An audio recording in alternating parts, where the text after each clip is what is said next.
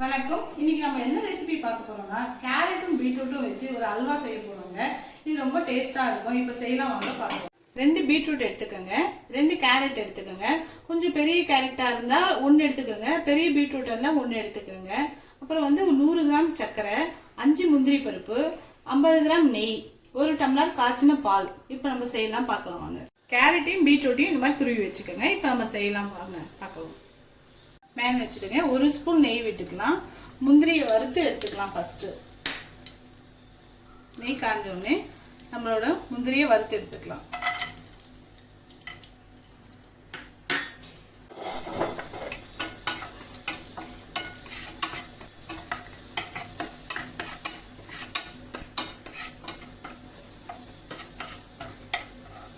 நம்மளோட முந்திரி நல்லா பொரிஞ்சிருச்சுங்க. இப்போ இதை மாத்திக்கலாம் ஒரு பவுலுக்கு.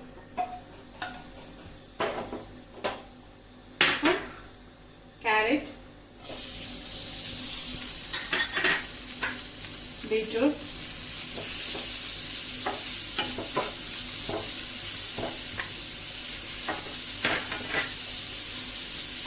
இப்போ நம்ம கேரட்டும் பீட்ரூட்டும் நல்லா ஈரப்பசை இருக்கிற அளவுக்கு ஒரு லைட்டாக ஒரு ஃப்ரை கொடுத்துக்கணுங்க. கொடுத்துட்டு காய்ச்சின பால் 1 டம்ளர் பாலை இதில் நம்ம ஊற்றிடணும். நம்மளோட கேரட்டும் பீட்ரூட்டும் வேகிறதுக்காக இந்த பால். கேரட்டும் பீட்ரூட்டும் நல்லா வேகணும். இந்த பால்லே நல்லா வெந்த பிறகு நம்ம சுகர் ஆட் பண்ணலாம். இப்போ நம்ம கேரட்டும் பீட்ரூட்டும் நல்லா வேகணுங்க. ஒரு 10 நிமிஷம் வெந்ததுன்னா போதும். அது வரைக்கும் நம்ம கொஞ்ச நேரம் மூடி வச்சிடலாம். பாருங்க, நம்மளோட கேரட்டும் பீட்ரூட்டும் வெந்துருச்சு. இப்போ இதனோட பச்சை ஸ்மெல்லும் போயிடும். இப்போ நம்ம சுகர் ஆட் பண்ணலாம்.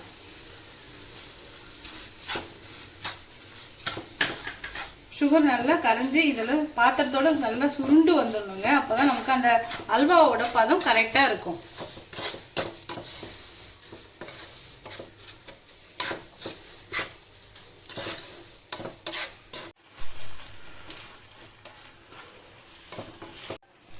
இப்போ பாருங்க, நம்ம சக்கரை போலவே நல்லா சுருண்டு வந்துருச்சு. பாருங்க, அல்வா பதத்துக்கு நல்லா வந்துருச்சு. இங்கே பாருங்க, நம்மளோட கேரட்டும் பீட்ரூட்டும் நல்லா சுருண்டு வந்துருச்சு. பாருங்க, அல்வா பதத்துக்கு வந்துச்சு. இந்த மாதிரி தான் நம்ம பாத்திரத்தில் அப்படியே சுருண்டு வந்துடணுங்க, பந்து மாதிரி. அதான் நமக்கு கரெக்டான அல்வா பதம். இந்த மாதிரி வந்துடும். இப்போ நம்ம ஒரு சிட்டிகை ஏலக்காய் தூள் போட்டுக்கணும். இப்போ நம்ம வறுத்து எடுத்த முந்திரி சேர்த்துக்கலாம்.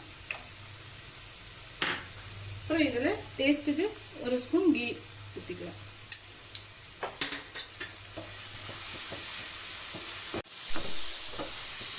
பாருங்க, நல்லா சுருண்டு நம்மளோட அல்வா ரெடி ஆயிடுச்சு. அவ்வளோதான், அல்வா முடிஞ்சது.